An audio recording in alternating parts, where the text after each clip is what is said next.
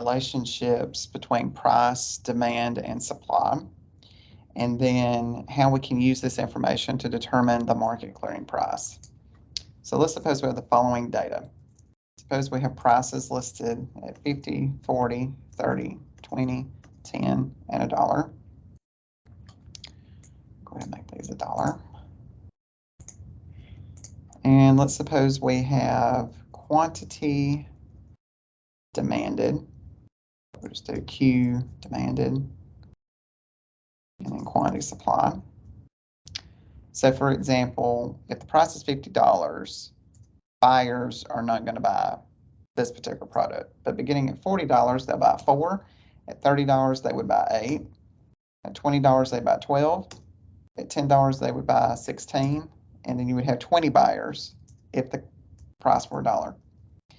With quantity supply, the people providing the product, sellers of the product, you'd have 16 willing to sell at $50, 12 willing to sell at 40, 8 willing to sell at 30, 6 willing to sell at 20, 3 willing to sell at 10, and no one willing to sell at $1.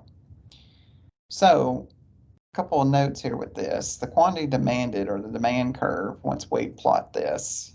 So let's do this. Let's plot this. So I'm going to do insert recommended chart. There we go. What we see when you graph this, this is our demand curve.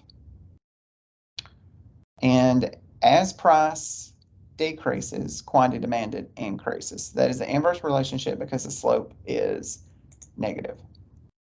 Now, if I were to do this with supply, we see here a positive slope.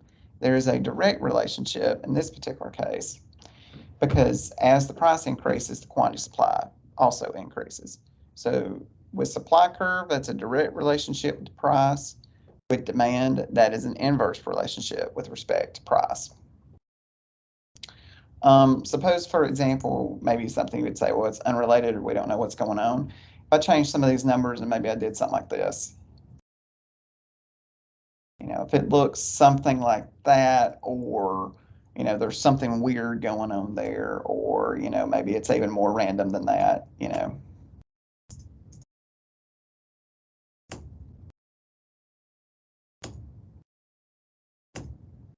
Something, you know, something that looked like that, that would be an unrelated relationship. That's not the case with our data. So now what we can do is I'm going to restart this.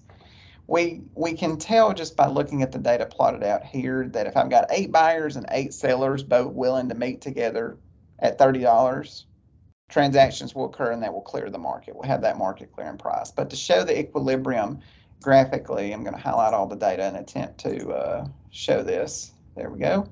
So you can see here when I plot both the price and when I plot the price, quantity demand, and quantity supply, you can see that intersection right there.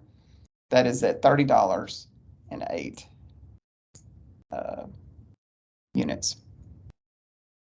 Thanks for watching.